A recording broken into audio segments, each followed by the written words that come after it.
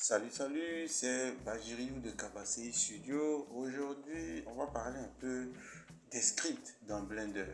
On va dire des actions que vous répétez plusieurs fois dans le logiciel, mais que vous n'avez pas envie de le faire tout le temps.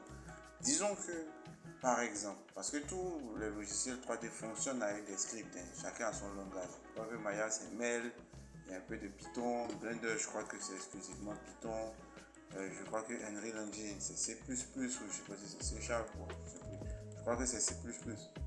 Maintenant, Blender, c'est Python.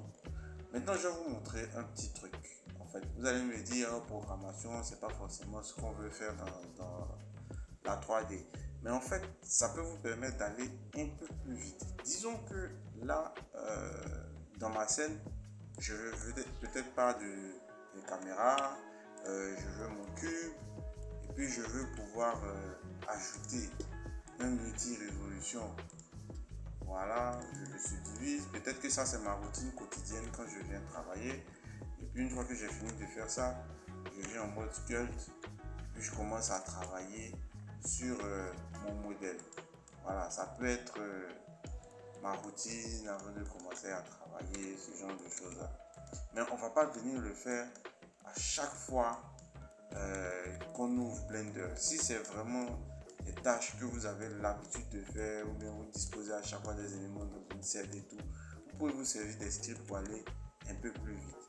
Et je vais vous montrer rapidement comment ça se passe. Déjà, je vais vous montrer où se trouve tout ce qui est code dans Blender.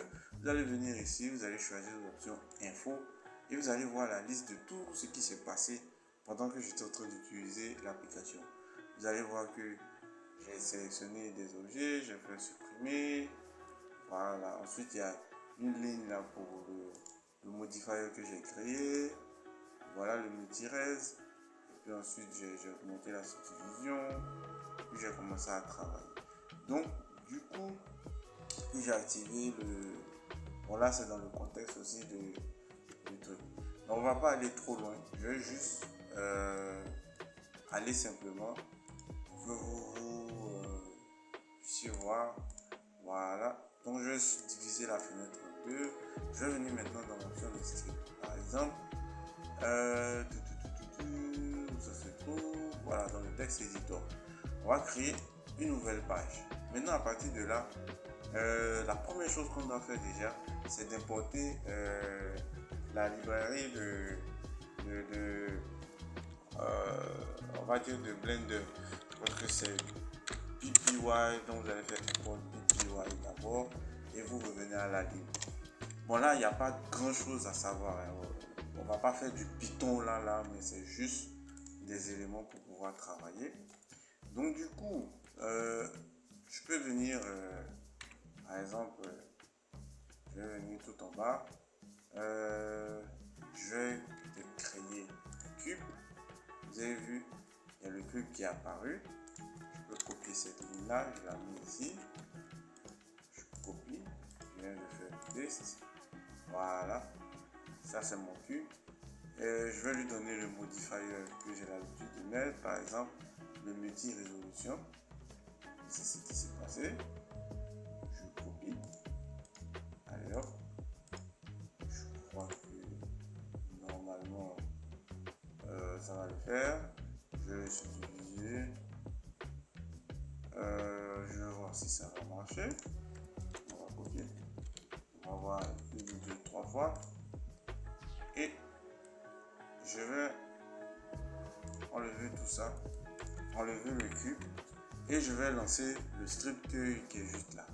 Donc si je fais le plus ici, ça va lancer le script et puis on va voir si ça va marcher.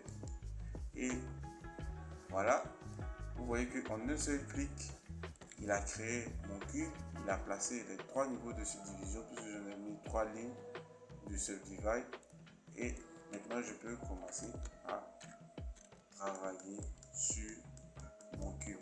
Au lieu de revenir faire la même chose à chaque fois, même pour supprimer les éléments, je pense que on peut faire aussi. Mais là, ce sera un peu compliqué parce que là, il faudra rentrer dans les histoires de script. Peut-être que je vais parler un peu de Python. Je vais faire 2 ou 3 vidéos en parlant de Python, comment utiliser Python. avec Blender pour vous aider.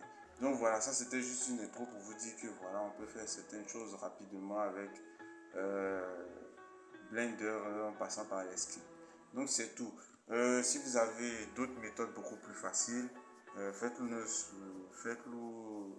savoir dans les commentaires. Et sur ce, c'est tout pour aujourd'hui.